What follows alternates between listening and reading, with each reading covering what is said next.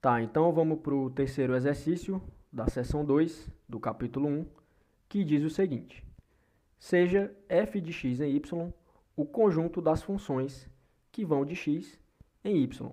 Ou seja, sempre que eu tiver uma função cujo domínio é o conjunto x e o contradomínio é o conjunto y, eu tenho que essa função pertence a esse conjunto aqui. E ele pede para você provar que se a cardinalidade do conjunto x é igual a m e a cardinalidade do conjunto y é igual a n, então eu tenho que a cardinalidade desse conjunto aqui é igual a n elevado a m. Então veja que sempre que eu tenho que esses conjuntos x e y são conjuntos finitos, eu tenho que a quantidade de funções possíveis que eu consigo formar entre esses conjuntos também é uma quantidade finita. É diferente, por exemplo, do caso em que você tem funções reais, né, que são as funções que você estuda lá em cálculo 1, né, aquelas funções que vão dos reais nos reais. Porque como o conjunto dos reais é um conjunto infinito, então a quantidade de funções possíveis que você consegue formar ali também é uma quantidade infinita, né? Mas veja que nesse caso isso não acontece. Tá? Quando eu tenho que esses conjuntos x e y são conjuntos finitos, então a quantidade de funções que você consegue formar entre esses conjuntos também é uma quantidade finita. Tá? Então vamos lá. Bom, a minha estratégia para fazer a demonstração vai ser a mesma do exercício anterior, que é usar o axioma de indução, que é o terceiro axioma de Peano, que está lá na teoria do capítulo. Tá? Então eu vou definir um conjunto A de números naturais que satisfaz essa propriedade que eu estou querendo provar. E aí você veja que esse natural aqui que eu estou tomando, ele se refere à cardinalidade do conjunto x. Tá? Então o que a gente vai fazer aqui é uma indução sobre M, onde esse N aqui, que é a cardinalidade do conjunto Y, vai estar fixado. E aí você veja que, de fato, se eu mostrar que esse conjunto A é igual ao conjunto dos números naturais, e eu posso fazer isso através do axioma de indução, eu vou estar mostrando, portanto, que para qualquer valor natural de M, ou seja, independente de qual seja a cardinalidade do meu conjunto finito x, eu vou ter que a cardinalidade desse conjunto, que é o conjunto das funções que vão de x em y, vai ser igual a n elevado a m, que é exatamente o que o exercício quer que a gente prove. Tá? Então, primeiramente, veja que o 1 pertence ao conjunto A. Porque no caso em que o m é igual a 1, ou seja, no caso em que a cardinalidade do conjunto x é igual a 1, como eu tenho que esse conjunto x só possui um elemento, ou seja, que existe um único x, tal que o x pertence a x, então eu posso escrever esse conjunto x dessa forma aqui, né, como sendo o conjunto unitário que contém somente esse elemento x. E veja que como o y é um conjunto finito de cardinalidade n, então eu posso escrever esse conjunto y nessa forma aqui. Eu posso listar os elementos do conjunto y como sendo y1, y2 até yn, afinal de contas, a cardinalidade desse conjunto y é igual a n. E aí veja que como os elementos desse conjunto aqui são funções que vão de x em y, uma vez que eu tenho esse conjunto x como sendo o domínio da minha função e esse conjunto y como sendo o contradomínio, então as únicas funções possíveis que eu consigo formar entre esses conjuntos são essas funções que eu listei aqui. Por quê? Pela definição de função. Você lembra da definição de função que todo elemento do domínio precisa se corresponder com um único elemento do contradomínio. Então, eu não posso definir, por exemplo, uma função que faz corresponder esse x com o y1 e com o y2 ao mesmo tempo, porque aí eu não teria uma função. Então, veja que, de fato, o máximo que eu posso fazer é definir uma função correspondendo a esse x com esse y1, e aí depois eu defino outra função correspondendo a esse x com y2, e assim sucessivamente até o yn. Tá? Então, você veja que, de fato, eu vou ter exatamente essas n funções aqui, e, portanto, eu tenho que a cardinalidade desse conjunto, que é exatamente o conjunto das funções que vão de x em y, é igual a n.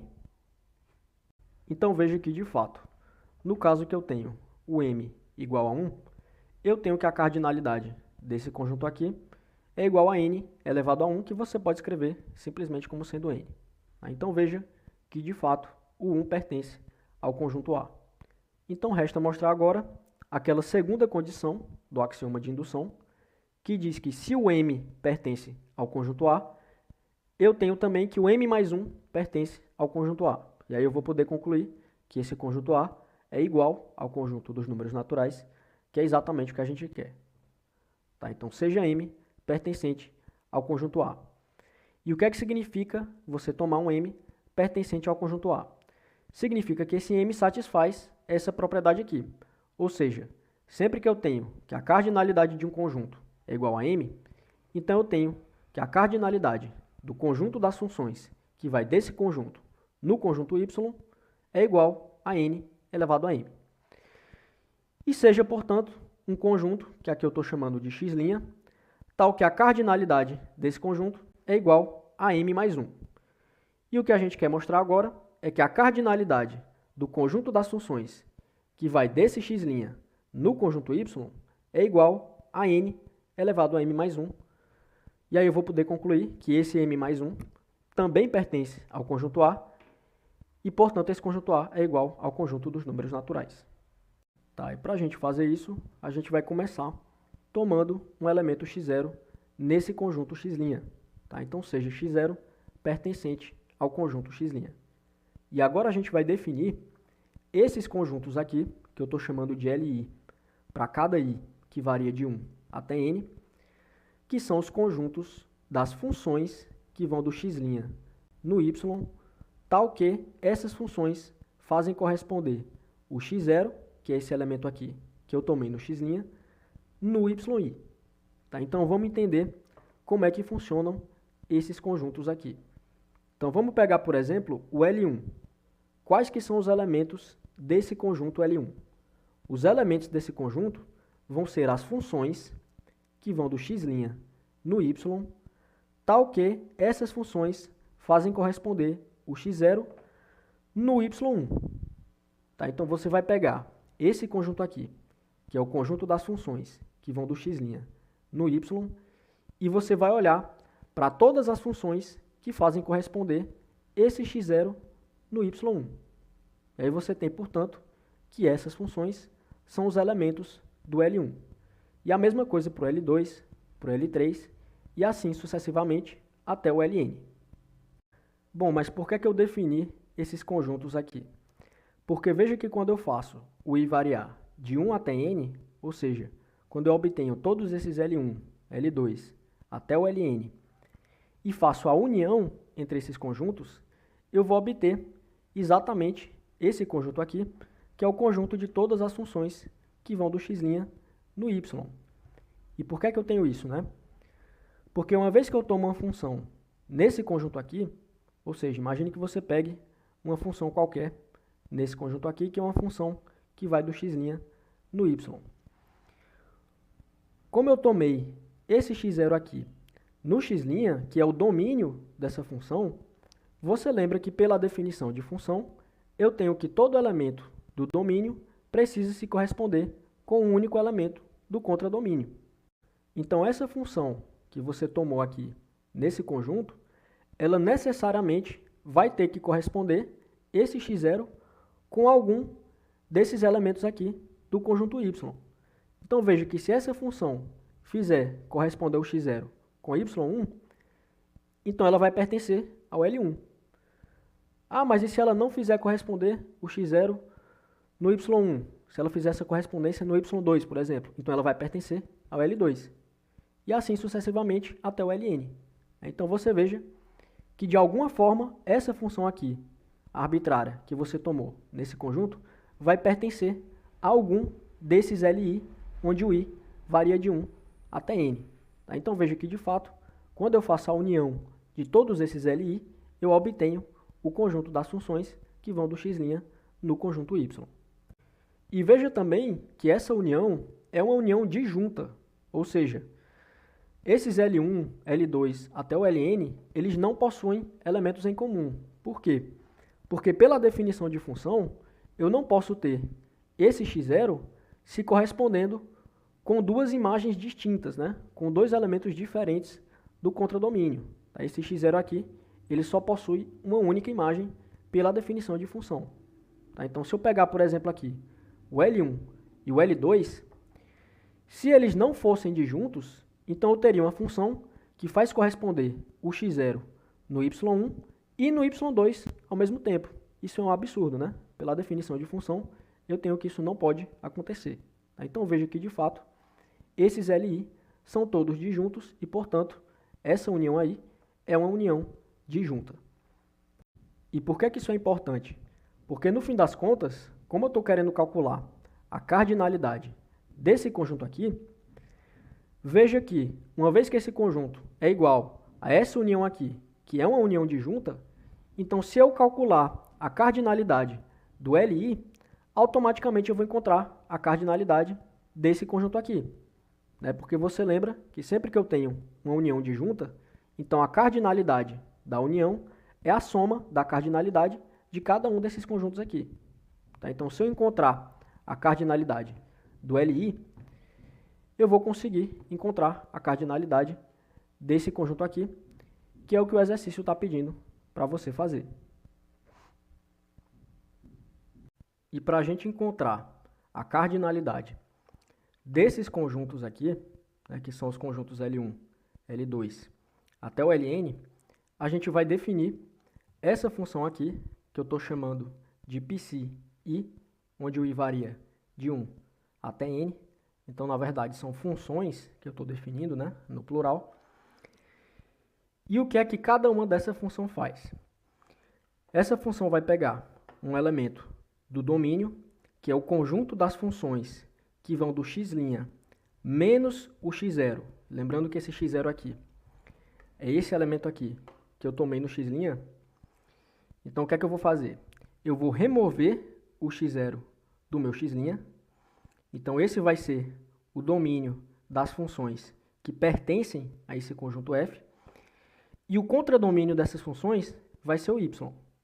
Então, eu vou pegar uma função que pertence a esse conjunto, que é o domínio da minha função, e vou corresponder com o elemento do Li, que também é uma função, porque você lembra que a gente definiu esse conjunto Li como sendo um conjunto de funções.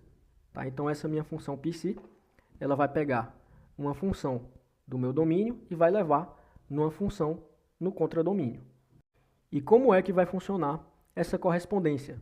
Ou seja, a partir do momento que eu tomo um elemento no domínio dessa função psi, o que é que essa função psi vai fazer com esse elemento?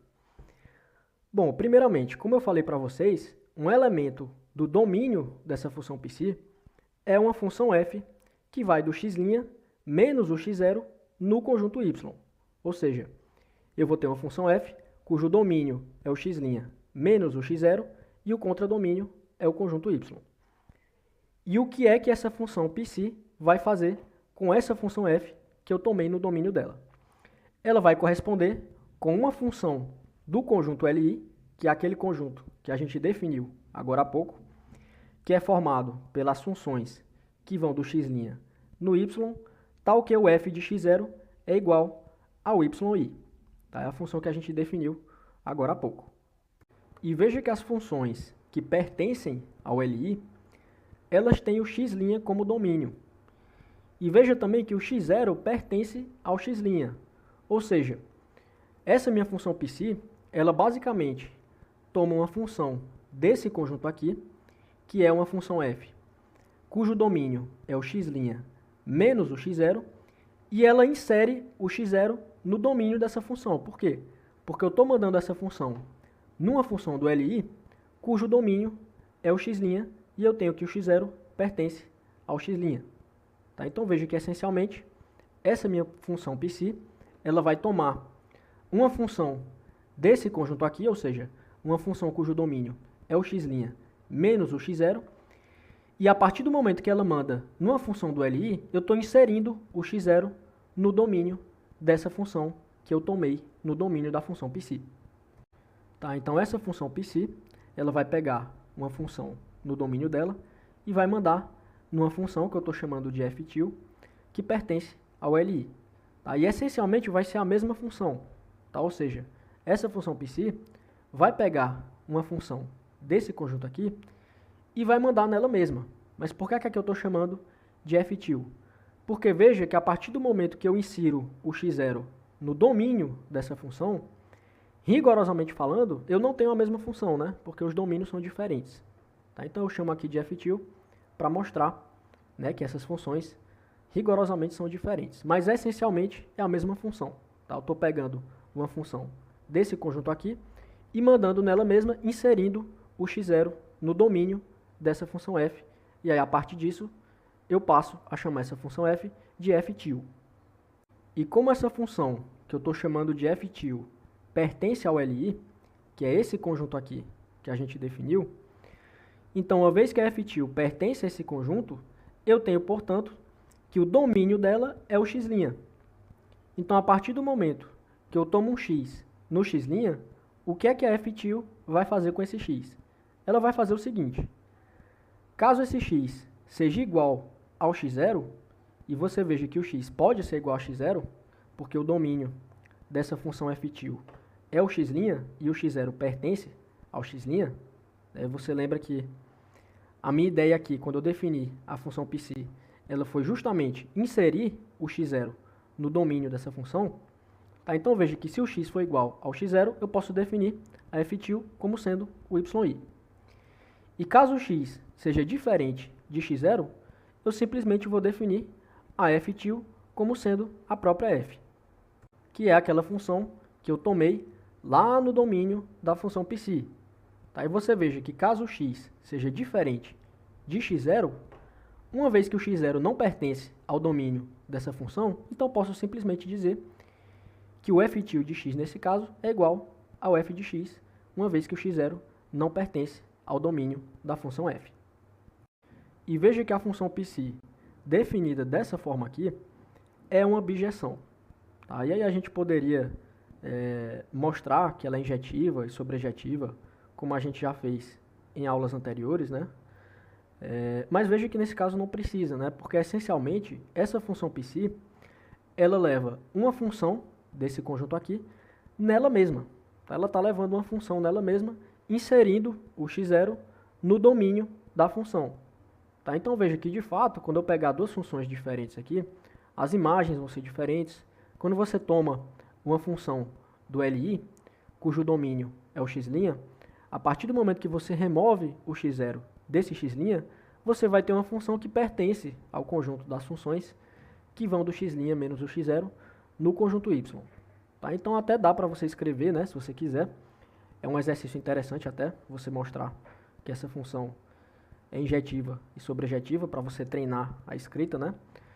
Mas não precisa. Tá? Essa função, pela forma que ela foi definida, ela é obviamente uma bijeção, porque ela simplesmente leva uma função no domínio em outra função que ela mesma. Tá? Ou seja, eu estou montando exatamente uma bijeção entre essas funções. E por que é importante que essa função psi seja uma bijeção?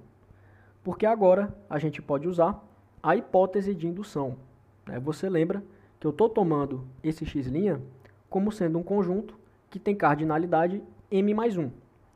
E pela nossa hipótese de indução, sempre que eu tenho um conjunto com cardinalidade m, eu tenho que a cardinalidade do conjunto das funções que vai desse conjunto no conjunto y é igual a n elevado a m.